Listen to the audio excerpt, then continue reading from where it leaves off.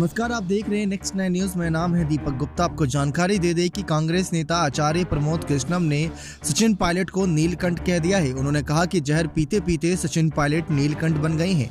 कांग्रेस आलाकमान को अब सचिन पायलट के साथ इंसाफ करना चाहिए और करना ही पड़ेगा।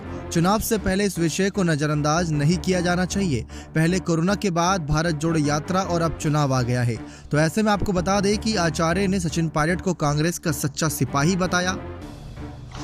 उन्होंने कहा कि अगर चुनाव में कांग्रेस को जीतकर वापस आना है तो आलाकमान को सचिन पायलट के साथ इंसाफ करना पड़ेगा। आचार्य प्रमोद ने आगे बताया कि राजस्थान की स्थिति असमंजस में है, इसलिए पार्टी को कुछ करना ही चाहिए।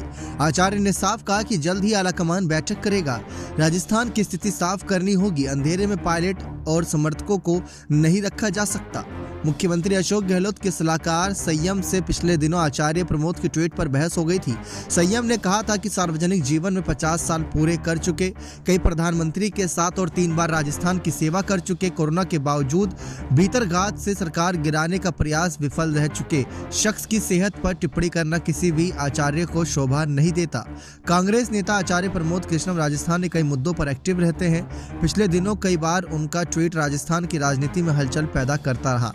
आचार्य प्रमोद कृष्णम की राजस्थान विधानसभा अध्यक्ष डॉक्टर सीपी जोशी से भी मुलाकात की भी चर्चा हुई थी। उस दौरान आचार्य प्रमोद कृष्णम से मुलाकात को सकारात्मक बताया था, लेकिन जिस तरीके से पायलट के समर्थन में इन्होंने बातें रखी, पायलट के मुख्यमंत्री पद को लेकर बातें रखी और साथ ही साथ ये भी बात कही कि समर्थकों को गुमराह नहीं किया जा सकता। समर्थकों को यहाँ पर खुलकर बताया जाएगा कि आखिर क्या कुछ फैसला लिया जा रहा है उनके भविष्य को ध्यान में रखकर। तो इसी वजह से आचार्य प्रमोद कृष्णम का ये बयान काफी अहम माना जा रहा है कि कांग्रेस आलाकमान की कोई बड़ी बैठक के बाद ही इसका निष्कर्ष निकाला जा सकता है। अब देखना दिलचस्प रहेगा कि कैसे आगे की रणनीति राजस्थान विधानसभा चुनाव को लेकर कांग्रेस पार्टी बनाती है और पायलट के बड़े पद को लेकर क्या ऐलान करती नजर आएगी। बने रहिए चैनल के साथ। ऐसी और तमाम जानकारियों के लिए बहुत बहुत धन्यवाद।